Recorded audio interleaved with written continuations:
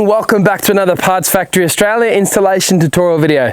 Guys, we're back out on the farm, we're back working on more scrap cars. I'm going to be doing this Mitsubishi Triton here. Specifically, we're going to be changing the airbag clock spring.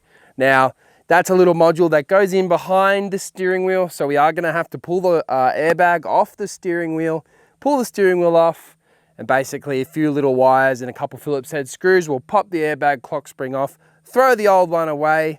Actually, preferably not, keep it to the side for now. And then, yeah, we're going to install our new one, pull our locating pin, and yeah, plug your battery back in, clear all your codes, and hopefully you have your airbag light go off the dash, and you're good to go ahead and continue driving your car safely.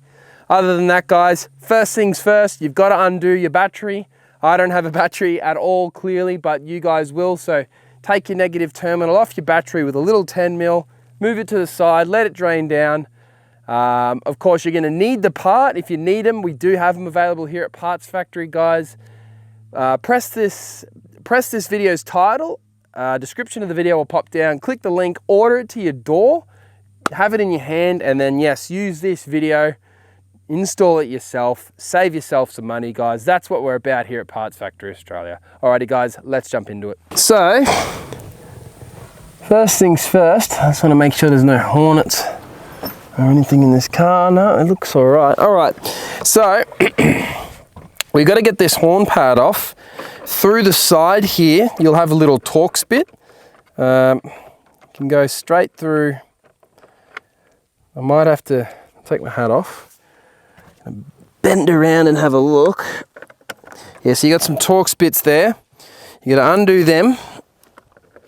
And I believe they stay, the actual bolts themselves stay in the wheel. Some do, some don't. It just depends. Yeah, so undo this all the way as far as you can get it to go. See if it'll, it's looking like it wants to stay in there though, right? Yes. Yeah, so once one side's popped out, try keep it popped out, don't pop it back in. Same thing again, guys, you're going to have the same little Torx bit on the other side of the steering wheel.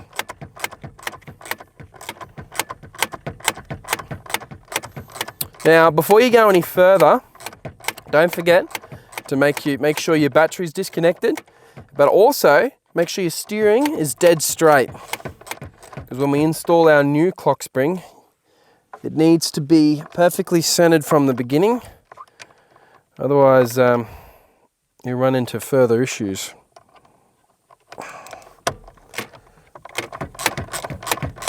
Don't forget, guys, even with this unplugged, technically it is still an explosive. So you want to be gentle in this area. Probably preferably using no power tools, rattle guns and whatnot. Okay, so the two screws are loosened. You should be able to grab the airbag and pop it up like that and rotate it and just have a look at your plugs. Now, you got this large white plug, yellow plug. You can, if you remove the black plug first, and we might be able to get into the yellow plug a bit better. So I'm just going to see if I can remove that black plug. You're going to press down on the black plug's little tab there, just on the top. You should be able to see that, I'd hope. And then the same thing here, you got a yellow plug, and you can just press down on that yellow, and it kind of releases it. And that horn pad, we got one more, do we? Some sort of earth strap. You can just move the horn pad out of your way, and then, yeah, keep your steering wheel nice and straight. Now, the bolts that held the airbag in have fallen inside of the steering wheel. So just grab them and put them to the side, guys, somewhere nice and safe. Alrighty, guys. Sorry, I just got to jump back in the car. Alrighty, guys. So you've now got a 17mm on a little rattle gun. We want to rattle this steering wheel off. So take that bolt off and then put it back on and just put like a few threads into it. You can grab the steering wheel like this, give it a bit of a twist, until you feel it kind of release, and it'll start to wobble. And once you see that, you can just fully undo it, take the steering wheel all the way off. Now guys, if there is another plug, we will sort it out. It's looking like some sort of earth wire. Oh no, it's the plugs for these cruise control little bits. I'm just gonna see. I think that is an optional extra. It's like an accessory. So guys, that part that I've just mentioned, this little optional cruise, this is not an OEM thing, and they've actually just tapped directly into that cable. So the proper way to do it is to peel this little thing off here like so, and then it'll kind of release it. But in regards to reassembly of that, it's not exactly genuine or OEM, so I'm not going to give you any advice on that other than putting it back where it came from, doing the same thing. But again, it's not OEM, so yeah, shouldn't be on your car. Alrighty guys, so now that we're at this point, the clock spring's actually right in front of us, isn't it? We need to pull this key out, stick it to the side. Now we'll pull up on this plastic trim, and I will pull down on the bottom trim. I just want to see how this actually comes out though. If you pull down on this lever, this bottom trim should just peel away, and we can actually just take that entire trim piece off like so, nice and easy. Now, there should be 2 Phillips head screws in under there. If you have them guys, undo them and then that will come off with ease. But yeah, I felt straight away that mine isn't, or doesn't rather. Okay, so now you can see we're quite far into this job. It's been fairly straightforward. We just need a Phillips head screwdriver, guys. So run and grab a Phillips head and I'll meet you back in a sec. Alrighty, guys. So you've got your Phillips head screwdriver. You can now undo the 3 or maybe 2 Phillips head screws, mounting this to the steering wheel. And then, yep, it just pops off like that. You can rotate it around. You got the same sort of plug configuration. You can just push down on the tab. And let me just double confirm that before I start saying things. I'm just going to put those Phillips heads out of my way. What I'll do is just rotate that around, push down on that yellow tab. So I'm actually looking at this green little clip rather. Yeah, so if you pop that green clip up like I just did, it then gives you the ability to unlock this properly, because otherwise it'll kind of hold you in there, kind of like a safety. And then the last thing, guys, is just that one, and that's your little Triton clock spring removed, just like so. Alrighty guys, I've just gone ahead and grabbed the Parts Factory clock spring just to give you a demonstration of just how much of an OEM replica they truly are. When I say OEM replica, guys, I mean it. They are literally the exact same thing, molded to replace, quick and easy, the genuine one. So if you hold them up like that, you can see, oh, hang on, which way are we going? This is supposed to be down here, so that would therefore be straight, etc., etc. But yeah, you can see, boom, bang.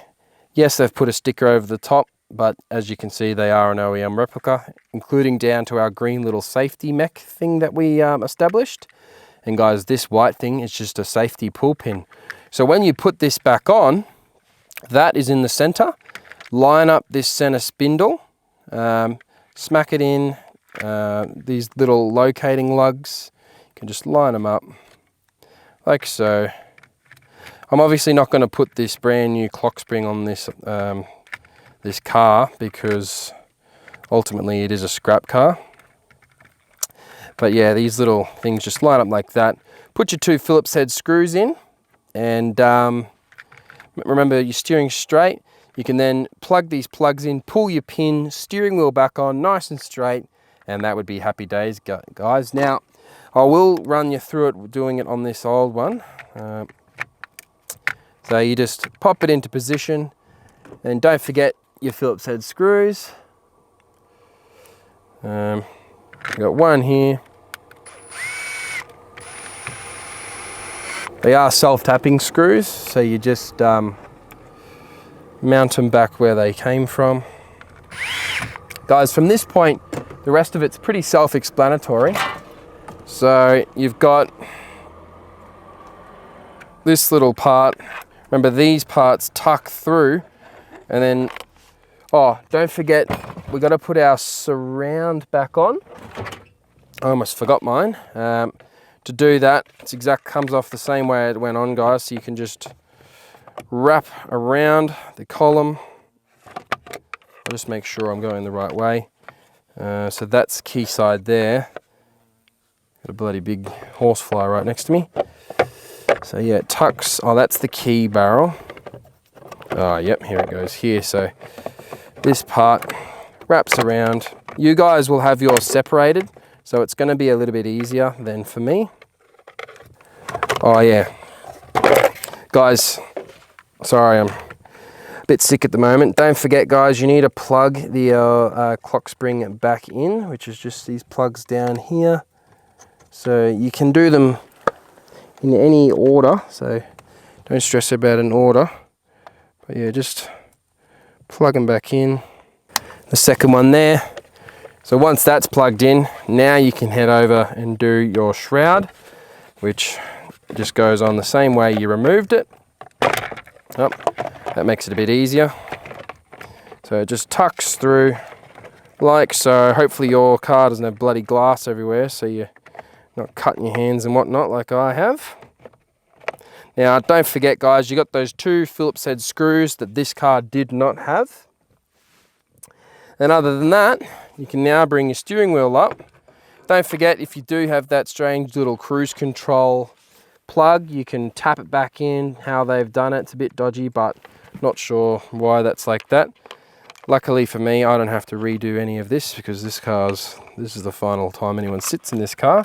But yeah, so keep your clock spring nice and straight. It'd be at this point that you pull your little safety pin, keeping everything nice and straight. You can then put your steering wheel on, and you see how that lines up nicely.